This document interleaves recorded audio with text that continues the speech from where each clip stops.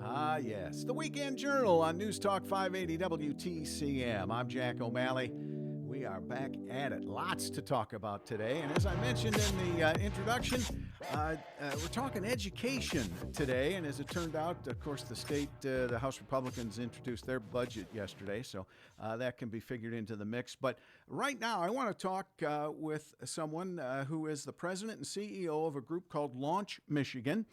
Vanessa Kiesler is her name. It's a bipartisan nonprofit group, and I would say they are a group trying to come up with real-world solutions for Michigan's education system. And Vanessa joins us now. Vanessa, is that a fair way to describe what Launch Michigan is?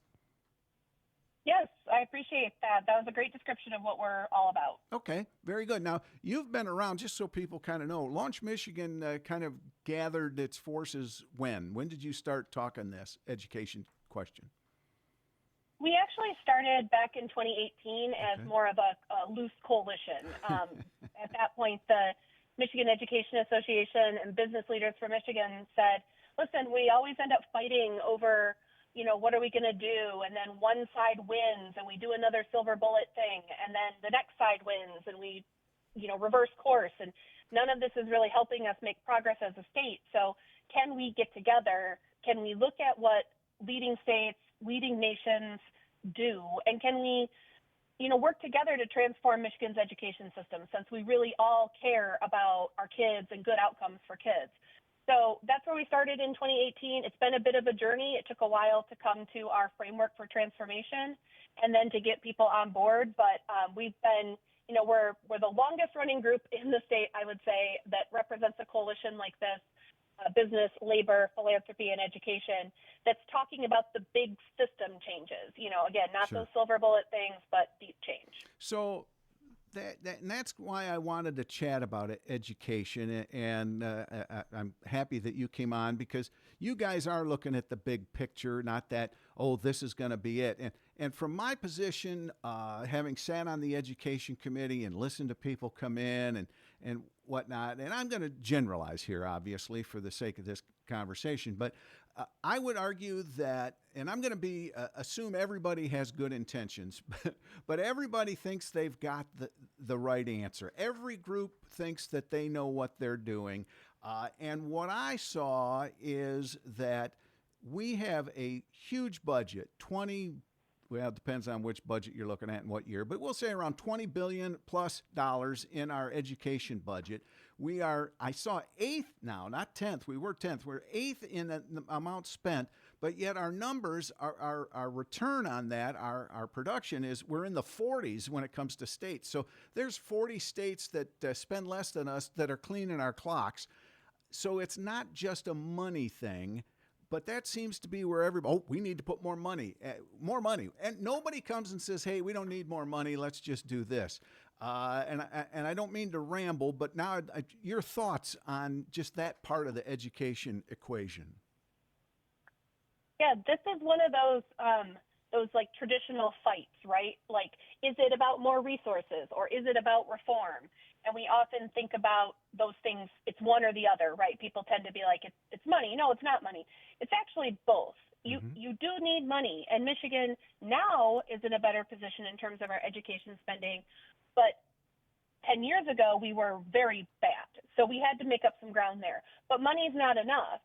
You have to ask, what are you getting with that money? Sure. And so you have to have the reform. It's resources and reform. You have to know, what are we guaranteeing kids come out with? How do we know? And how are we making progress? And I would say in recent years, we've made some progress on the resources, but we haven't yet answered the reform question. So you got to have them both together. That's how you make, system transformation. But I would say, Vanessa, that the reform is hard because everybody's got that new gizmo, the new plan, the new course, the new this that's going to make all the difference in the world.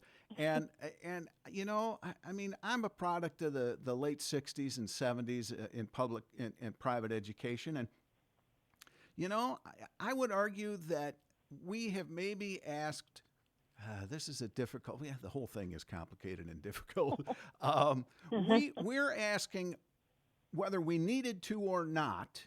We are asking our schools to do more and more of what the family should do. And I think it's a chicken and the egg that maybe because we're doing that, our families don't feel like they need to do as much. And so maybe our families aren't as involved as they once were. And that's hurt us as well because, all these good intentions. Oh, well, we've got to do this for the kids. No, that's mom and dad's job. Again, just to throw in an idea out there or a thought to get your thoughts on that.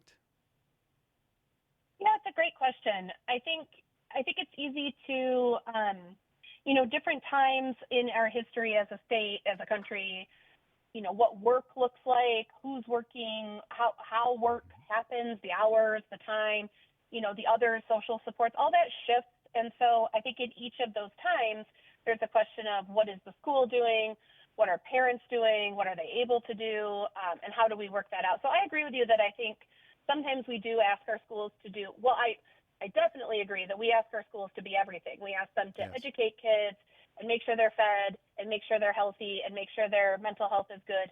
And that is putting a lot of burden on a system. I do think, though, that parents care and are involved in their own way. I just think that, our modern society has different demands and we're all trying to figure that out. Sure. So I appreciate you calling out that we don't need to just heap more on the schools without asking, well, whose job is this? If it's the schools, is it another social support system? Is it parents? It's easy to just ask the schools to do it all. And I don't think they're not set up for that necessarily. Sure. And, you reminded me of another situation I think it shows this up a little bit is, times have changed. I was very involved in trying to help the child care situation in the state. And I had on more than one occasion somebody say to me, well, heck, there should be a parent at home taking care of that child. Well, that might have worked in the 60s and 70s, but now, you do need a two-income family, et cetera, et cetera. So just because it worked back then doesn't mean it's exactly the same way it is now. And, so, yeah, I do get that. Mm-hmm. But still, sometimes shouldn't we just be teaching reading, writing, and arithmetic? Those are the things that we need to do. One of the things that Launch Michigan is working on, kind of along these lines, is, we've lost sight a little bit in the state of what we need a high school diploma to mean. Mm-hmm. So historically, you got your diploma, and some small fraction of kids went on to college, and everybody else just kind of got a job, and that was fine. And our system still largely is set up for that, right? Like it's still preparing the what we expect kids to do in high school and leading up to high school is very focused on that 4-year college degree. And that is good. That is an important path for a lot of our students. But we've lost sight of having that career-connected education for all students and articulating and helping kids do other paths, right? Mm-hmm. Oh, yeah. We know that the skilled trades are incredibly important and growing and a vital part of our economy, and we aren't helping kids connect to those in meaningful ways. I was just watching a TikTok about offshore, drilling and all the jobs on those rigs and how much they pay and all of that. So I think with the Michigan Education Guarantee, that's what we call this upgraded standard that we want Michigan to adopt. It's saying we need to make sure we're doing the basics, like you said. Kids need to be able to read. They need to be able to do math. They need to have access to great academics. And we need to help them connect to their future. We need to do that better because right now, too many kids get to the end of K-12, their kindergarten through 12th grade education, and they don't know what their next steps are. They haven't had a chance to try anything out. They don't know the options available to them. They have kind of this list of classes they took, half of which maybe they didn't care about. That's part of what's behind why our outcomes are not great for kids, because we're doing a one-size-fits-all model, and we need to re-examine that. Well, you're right. I couldn't tell you the exact date it happened, but somewhere in the late 80s, early 90s, it was like, man, we've got to prepare every kid to go to college. Not we have to prepare every kid for some other training after high school. And so for decades, we were sending people off to college who did not want to be in college. But we weren't talking about trade schools. We weren't talking about apprenticeships, that sort of thing. But I think somewhere along here in the last 5, 6, 7, 8 years, the bell rang and we're like, hey, wait a minute here. We need plumbers and electricians too. So I think we finally turned that corner to common sense in our education system. I think so. I think actually when I go around and talk to people, whether you're Republican, Democrat, with parents, whether you're in education, you're not, the most common thing I hear is what you just said, that like we need to give kids more options. We need to help them think about trades, apprenticeships, community college, different pathways to their post-secondary options. Everybody agrees on that. And so I think it's just a matter of us taking that general agreement. It's the thing I hear the most agreement about around education. Sure. So I think it's now just a matter of taking that general agreement and putting it into policy, adopt a new graduation standard, adopt the Michigan Education Guarantee, and then say, okay, that's what we're getting. Every kid is ready for their future. They have those future ready skills. How do you know? What does that look like? What does it take to get there? What does it cost? What changes do we need to make to our system?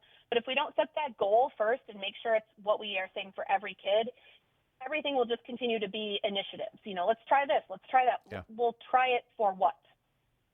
So, folks, we are chatting with Vanessa Kiesler, who is the president and CEO of a group called Launch Michigan, trying to bring people together to figure out how to move our education system forward. But, and you were just talking about getting people to come together. That's one of the problems I think there is so much money in education that we've got all these different groups, the different standardized test people, the different, program. They all have money here. And to get them to agree to say, oh, yeah, you don't really need us, and you don't really need to pay us $3 million this year, that's going to be a very difficult thing because, there is the old, money talks. So there's a lot of people who I'll assume they have the child's best interest at heart, but I think they're thinking bottom line to whatever program they're pitching and the money that comes. And that's kind of a cynical view. I don't like to necessarily be there, but I think it's part of our problem. People don't really want to come to the table because they're making too much money with the system we got. Yeah. I would phrase it a little differently. Good. I think maybe I'm being too Pollyanna, but I think part of what we've done recently, and I'm going to sound a little bit like a policy wonk for a second, okay. But what we've done recently in Michigan is we make all of our education policy in the budget bill. So if you have something you want to get done, you attach money to it, and then you go advocate for it. Mm-hmm. And so then it does become everybody's in there trying to say, let's do this tutoring program. Let's do this intervention. All these, again, it's silver bullet solutions, and a lot of them are good things, right? But how do they add together to a whole? So I think something that Launch works really hard on, and it's partly why Progress, sometimes people are like, well, you haven't transformed the system yet. Why not?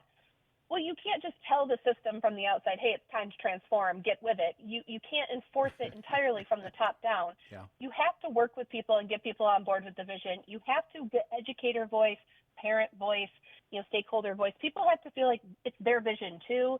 And that's what makes it harder and slower. But it's also, if we are going to do anything other than like surface level, again, silver bullet, we have to take the time to say, again, we're focusing on the graduation requirement, right? Can we agree on what kids should do and pull people into that conversation?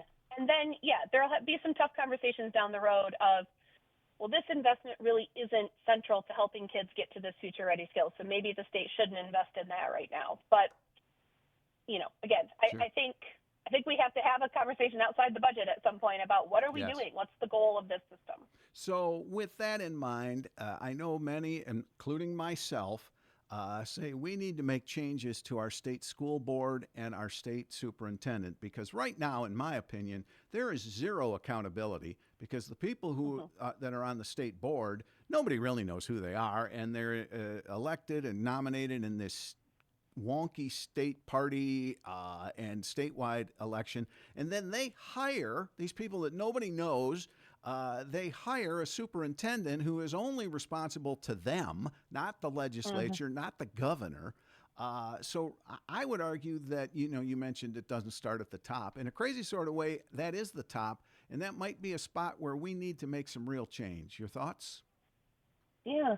I mean, I think it does start at the top and it starts at the bottom. But yes, on the point about our governance model, Michigan's one of only 6 states with this setup where the governor doesn't have any direct authority. And I think when people point that out, the problem they're trying to solve is just what you said, this sense of disconnection between what the department does, what the board does, and then what the governor, the legislature, the field are doing.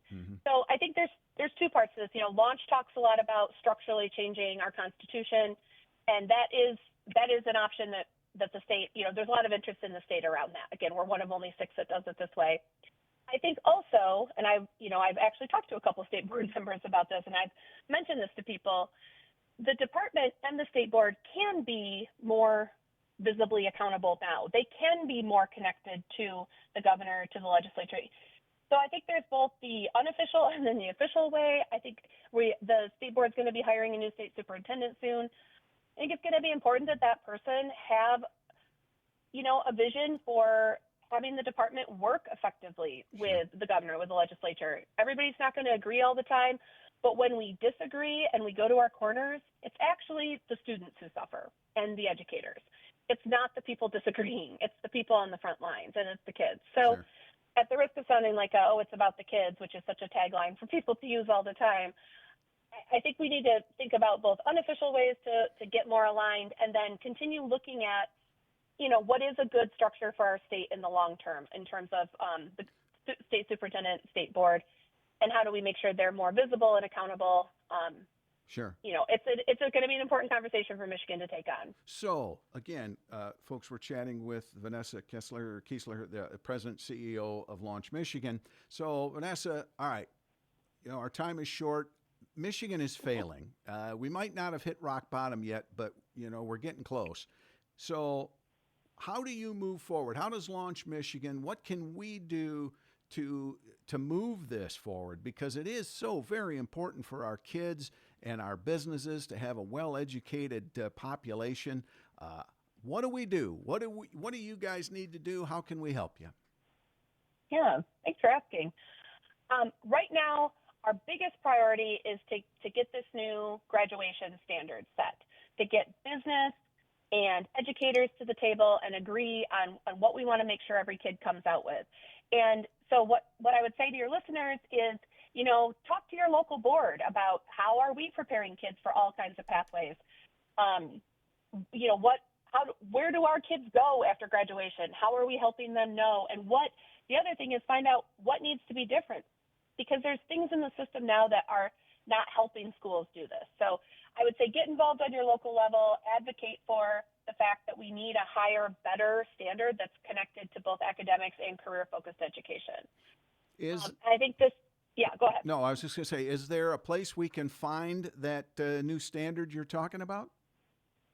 So if you go to the Launch Michigan's website, launchmichigan.org, we have what we would say is an early framework for the Michigan Education Guarantee. It needs more development. We are working right now. We're asking the legislature right now to come to the table and officially begin a process to develop the legislation for that standard. We're asking the governor for that too. But your listeners can go and look at what we think some of those future-ready skills are, and how we think about accountability in the system. We think that that's step one of a several-step process, but Launch is trying to make sure we start somewhere, right? It's easier to start from a proposal than to start from a blank page. And we looked at what other states have done. We would be about the 10th state to upgrade our graduation standards like this.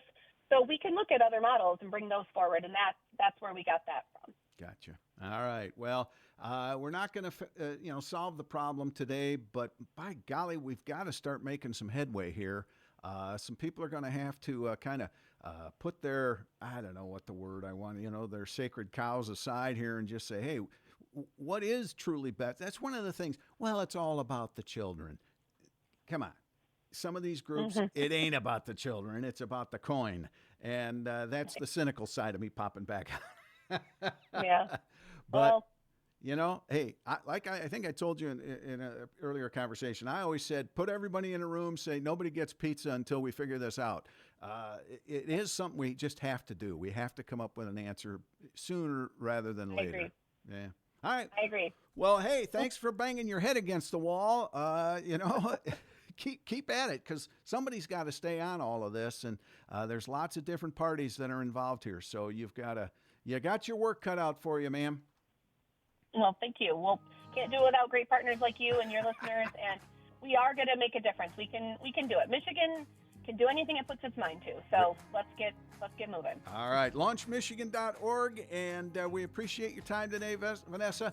Folks, check it out, and let's work on education. Coming up, speaking of that, we've got the chair of the subcommittee on K through 12 education coming up to talk about this budget they dropped yesterday.